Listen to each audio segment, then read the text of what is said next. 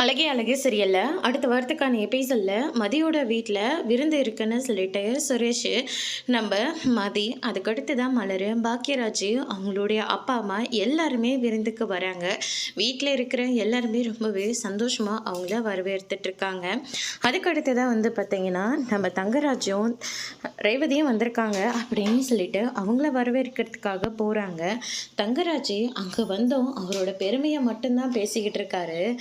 இந்த வீட்டை கட்டுறதுக்கு கூட நான் தான் பணம் கொடுத்த மாப்பிள்ள, அதே மாதிரி வாங்கினதுக்கு இந்த வீடு கட்டினதுக்கு இந்த பொண்ணோட படிப்பு செலவுன்னு சொல்லிட்டு எல்லாத்துக்கும் இவர் நம்மளை மட்டும்தான் எதிர்பார்ப்பாரு. எல்லாத்தையும் எங்கிட்ட வந்து தான் சொல்லுவார், கேட்குவார் அப்படின்னு சொல்லிட்டு பெருமையை பேச ஆரம்பிக்கிறாங்க.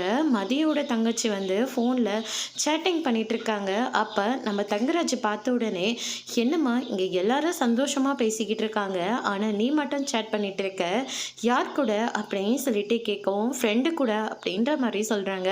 என்ன பாய் ஃப்ரெண்டு கூடயா, கூட ஃபோனாக பார்க்கலான்னு சொல்லிட்டு எல்லாரும் முன்னாடியும் அவங்கள அசிங்கப்படுத்துகிறாங்க.